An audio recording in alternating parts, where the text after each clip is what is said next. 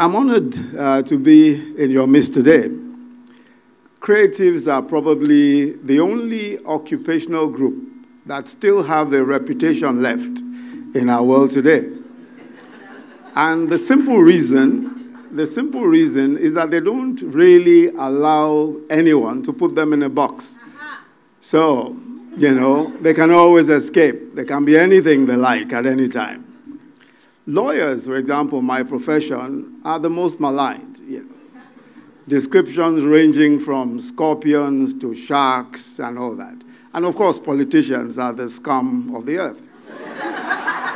So what sort of image would a lawyer politician like myself have? I really, frankly, blame no one for my lot, except probably my mom. And I really might have been a modestly successful poet, but for the most traumatic incident that happened when I was about 10 years old. There was a girl in my class who I was quite certain at the time that I could give my life for. So I wrote her a lovely poem over a weekend, I wrote the poem on Friday and finished it on Saturday. And if it was, if I may say so myself, a work of sheer genius. It ended with the dramatic words, "Your warm embrace may be the last desire of my heart before I die." Well, there are those, of course, there are those here who might think that, well, there isn't much, not much rhythm in that. But anyway, I tucked it in my school bag and looked forward with a heart filled with love for Monday to present it to the object of my affections. My mom, while cleaning out the bag, found the letter, and all hell broke loose. Needless to say, she bit the poetic genius out of me. That terrible afternoon. But that's not the end of the story. True love, as you know, will survive even the worst brutality. So I bore my injuries as a worthy suffering for my beloved. On Monday morning, I found the best opportunity to give her a freshly written version of the poem. I walked away and turned away as she read it. I didn't want to behold the sheer pleasure that this poem would give her. But as I turned around, I noticed that she had actually handed the poem over to the teacher. And she was pointing at me.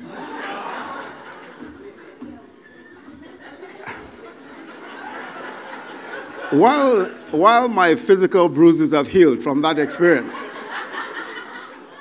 from, as you can imagine, what happened with the teacher, my capacity for writing romantic poetry has been greatly diminished. Fantastical Futures is the audaciously inspirational theme of this iteration of the Ake Book Festival. Why do we, in today's world, dare to hope for a future so fantastic that it can be described as fantastical? The reason is, if I may offer one, that there is, for those who have cast this great vision, Lola and her friends and collaborators, they have not allowed their vision to be beclouded by the cataracts of discouragement that so easily beset us. Two of those cataracts to our vision are worthy of mention. The first is a disdain for introspection, which has just come over time. That capacity for deep thought, and making that the basis of planning and action. It's a disdain for introspection that causes our elite to spend or embezzle all the cash and opportunities of the present, and make it the burden of a leaner future to pay for our corruption and carelessness. A failure to interrogate the past, coupled with a reluctance to explain the benefit of deferring gratification, is the creative also sometimes unable to stick to a cause because it may no longer be popular. Niyi Oshundare, a poet I'm sure that we're all familiar with, Niyi Oshundare, captures this elite inability to defer gratification in a provocative poem titled Eating Tomorrow's Yam. And I quote a portion of it. He said, "There is only one left in the village barn. The prodigal calls for a knife. What shall we eat tomorrow?" the people ask. "If we finish all the yam today, just how shall we feel when the dunghill has relieved stomachs of their improvident burden?" And says the prodigal, quote, "Tomorrow will take care of itself. How can we know the next day if we die of hunger today?"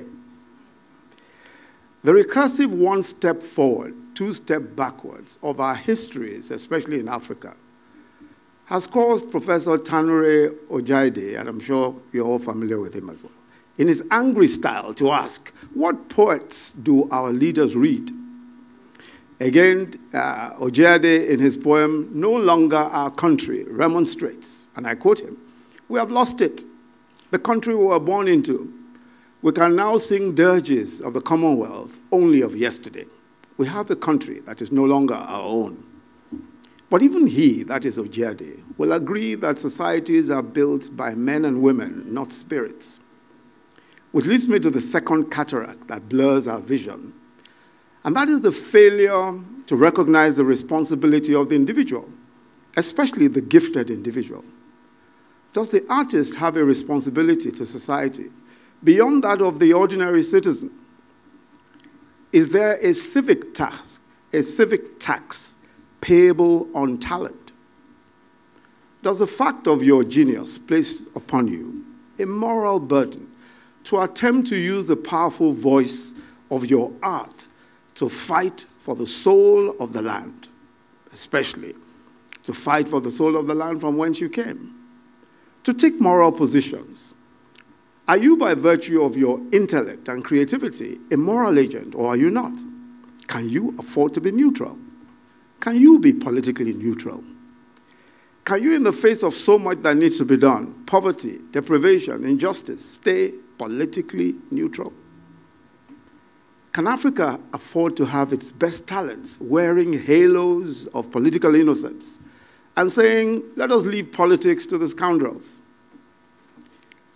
There is a growing impatience of the deprived millions of our people with the elite, which includes all of us in this room. The bombs tied to the 11-year-old body of Safiatu, a malnourished girl who has never been to school, cannot distinguish between a lawyer like Yemi Osibajo or a writer like Molara Wood. The bombs do not discriminate. But two things before I take my seat. And one is in response to Lola, who asked for some kind of policy group for creatives. Earlier this year, the government established the Technology and Creativity Sector Working Group, a policy committee of federal government ministers and heads of agencies with creatives, tech and entertainment business owners. The group meets to work on policy, including rules and regulations, regularly. So we do have now a policy group which takes into account the sorts of views that creatives may want, especially in formulating policy. And that is so for technology, persons in technology as well. So I think that there is plenty of room for expression, especially the way that we want to see policies shaped that could affect creatives and that could affect those involved in technology. The last, before I say it, is that did you enjoy the story I told earlier? Yes. It was fiction. I wish you all a fantastical future. Thank you.